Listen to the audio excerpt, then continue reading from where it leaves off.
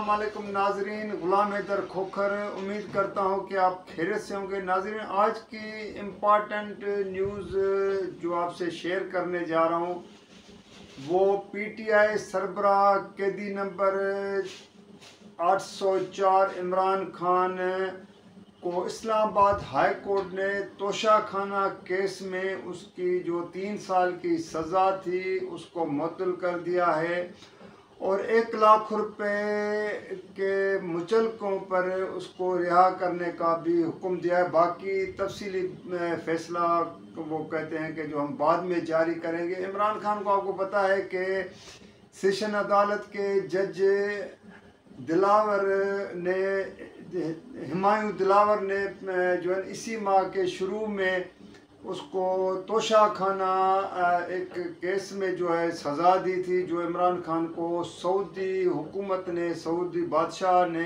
एक घड़ी और बाकी वो चीज़ें तोहफे में दी थी। तो जिसके बिना पर इमरान खान ने उसको अपनी मिल्कियत समझते हुए और वो इसने हासिल किया था और उसके बाद उसने उसको मार्केट में भेज दिया, जिस पर पीटीएम की हुकूमत जब बनी तो उसके बाद स्पीकर ने इसका रेफरेंस इलेक्शन कमीशन को भेजा और इलेक्शन कमीशन ने उस रेफरेंस को बुनियाद बनाते हुए कि इमरान खान ने अपने जो गोशवारे होते हैं, जो इलेक्शन कमीशन में जब आप एमएनएज, एमपीएज या सेनेटर जो भी मुंतखब होते हैं तो उनको एक डिक्लेयर करना पड़ता है अपनी प्रॉपर्टी के हवाले से, तो वो उसने नहीं किया था। अब उस पर काफ़ी बहसें हो चुकी हैं कि इमरान खान की प्रॉपर्टी, इमरान खान ने ये गलत जो है चीज़ें भेज दी और वो भी एक गिफ्ट था। अब उसमें बेस में जाए बगैर देखा जाए तो तोशाखाना में किस किस ने अपने हाथ नहीं उसमें साफ किए हैं। साबिक वज़ीर आज़म नवाज शरीफ से लेके आसिफ जरदारी तक, यूसुफ रज़ा गिलानी से राजा परवेज़ अशरफ, माजी में परवेज़ मुशर्रफ, शौकत अजीज़, ज़फ़रुल्लाह जमाली, जितने भी सदूर रहे हैं, वज़राए आज़म रहे हैं, यहाँ तक कि मरियम नवाज़ ने भी जो है ना तोशाखाना से चीज़ें हासिल की। ख़ुद उसके अपने रिकॉर्ड इंटरव्यूज़ हैं। लेकिन क्योंकि इमरान खान को एक इस केस में फंसाना था या उसको एक उसका ट्रायल होना था, तो फिर वो उसका आज उसका हाई कोर्ट ने सज़ा मुअत्तल की। लेकिन साथ में हाई कोर्ट ने ये भी जो अभी तक जो बातें सुनने में आ रही हैं कि सियासी उसकी पॉलिटिकल सरगर्मियाँ, सियासी सरगर्मियों पर उसको भी जो है ना पाबंदी लगाई कि वो नहीं, मसलन वो उसको इलेक्शन के लिए अहल नहीं होंगे, इसका मकसद तो ये है। लेकिन अब जब तफसीली फैसला आएगा तो फिर इस पर ज़्यादा बात हो सकती है। लेकिन साथ में जैसे ये फैसला आया है तो फिर हुकूमत ने इमरान खान को जो है उसमें साइफर वाले केस में उसको गिरफ्तार कर लिया है और उसी अटक किले में, जेल में उसको कैद में रखा है।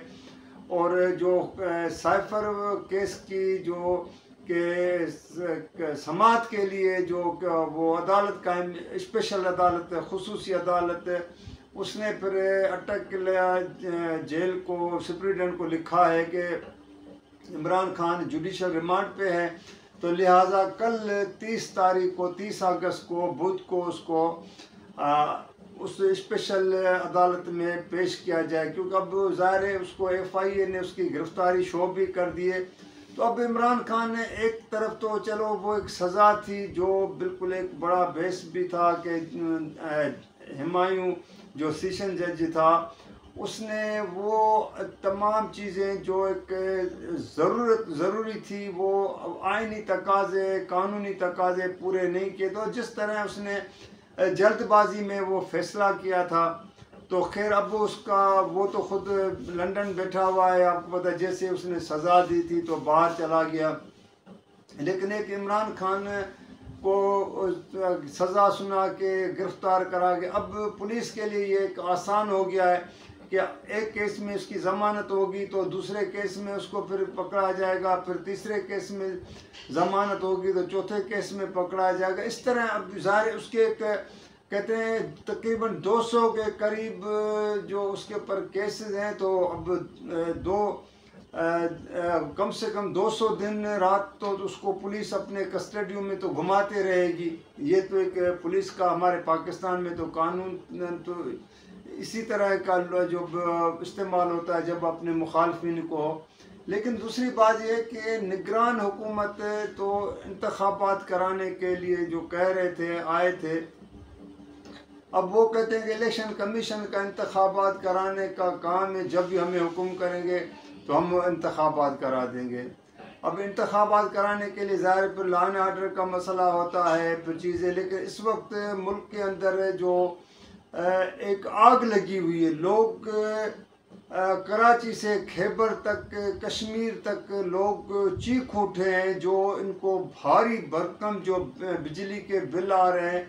आज भी निगरान वज़ीर आज़म की ज़ेर सदारत जो काबीना का इजलास हुआ है, तो हमारे सोर्सेज जब मैं आपसे ये वीडियो पे बात शेयर करने जा रहा हूँ, तो अभी तक कैबिनेट ने आवाम को रिलीफ देने के हवाले से कोई बड़ा इकदाम नहीं उठाया, बल्कि ये कहा जा रहा है कि क्योंकि ये साबका हुकूमत का इनके फैसले हैं, और दूसरा ये कि IMF से पहले बात करनी पड़ेगी, उसके बाद जाके कोई फैसला किया जा सकता है।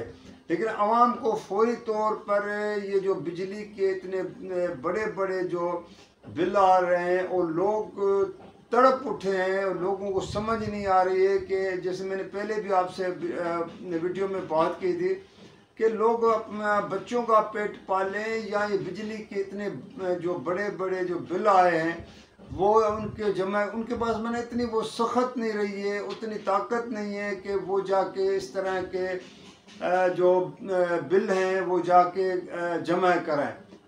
आग तो लगी हुई है, हुक्मरान भी समझते हैं।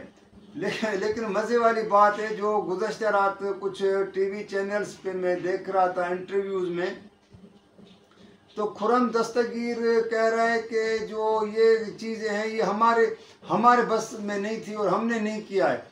आपकी हुकूमत को ख़त्म हुए तो अभी 15 दिन भी नहीं हुए। 14 तारीख तक तो वज़ीर आज़म शहबाज शरीफ थे, 14 अगस्त तक, जब तक निगरान वज़ीर आज़म नहीं है। और जितने बिजली की कीमतें बढ़ा गए तो ये PDM की हुकूमत बढ़ा गई है। ऊपर से जो पीपल्स पार्टी की शीरी रहमान है वो कह रही है कि महंगाई का इतना तूफ़ान है कि अवाम तंग आ चुके हैं। अब वो कल तक हुकूमत में थे तो ये चीज़ें नज़र नहीं आ रही थी, बस जो कीमतें बढ़ी हैं, जो कुछ आग लगी हुई है मुल्क के अंदर, वो उस पर इनकी आंखें बंद हैं और ये समझते हैं कि ये क्या है। निगरान हुकूमत को तो आप सब चीज़ें गए तोहफे में देके गए, और निगरानों का वैसे क्या जाए, वो तो अगले इंतखाबात में न हिस्सा लेंगे, न उनका कोई उससे सियासत से कोई ताल्लुक़ है। आज जाएँ 10 दिन 3 महीने के लिए आए हों, 6 महीने के लिए आए हों, साल के लिए आए हों, उनका तो कोई स्टेक पे नहीं लगा हुआ है। और ये ख़ुद हुकूमत में थे उस वक्त चीज़ें उनके जो है जब बात होती थी अवाम चीखते थे तो कहते थे कि जी कोई महंगाई नहीं है। अब वो कह रहे हैं कि जी महंगाई, इसलिए कि उनको पता है कि ये लोग जब इंतखाबात में जाएंगे तो अवाम तो सवाल करेगा कि आप लोगों तो ये कीमतें बढ़ा गए हैं, चाहे गैस की कीमतें हों, बिजली की कीमतें हों, पेट्रोल की कीमत। अब कहते हैं कि इस पहली को फिर मज़ीद जो है तेल के पेट्रोल की मसनूआत जिसमें डीजल है, पेट्रोल है, उसमें भी कीमतों में इजाफा मज़ीद किया जाएगा। तो अवाम समझता है कि अवाम किधर जाए, अवाम किससे वो जो है अपनी ये जो शिकायतें या रोना धोना किसके सामने करें। अब निगरान तो कहते हैं हमारे बस में नहीं है, ये एग्रीमेंट ये मुआहदे सबके हुक्मरान करके गए हैं, और अवाम को किसी निगरान के जो उनको दिलों में हमदर्द है, न साबका हुक्मरानों के दिल में कोई हमदर्दी थी कि अवाम को कोई रिलीफ दे सकते थे। तो अवाम तो ऐसे बेयारो मददगार होते हैं जिसका कोई सहारा नहीं होता है। अवाम अपने आप को अब तो ये समझ रहा है कि एक यतीम के तौर पर, एक जैसे यतीम बच्चा हो या कुछ हो। जैसे मुझे अभी भी याद आता है कि निगरान वज़ीर आज़म ने जब वो कैबिनेट की मीटिंग में कहा था कि अगर वो लोग बाहर मुल्क से चले जाते हैं तो क्या हुआ, अब लोग यही हर हुक्मरान यही कहता रहेगा तो क्या हुआ। तो नाज़रीन, अगर ये वीडियो मेरी पसंद आए तो आप इसको लाइक भी कीजिएगा, शेयर भी कीजिएगा, सब्सक्राइब भी कीजिएगा और कमेंट्स में ज़रूर आप जो है ना याद कीजिएगा, तो ज़रूर मैं आपको उसका जवाब भी देता हूँ। तो अगली वीडियो के लिए इजाज़त दीजिएगा। अल्लाह हाफिज़।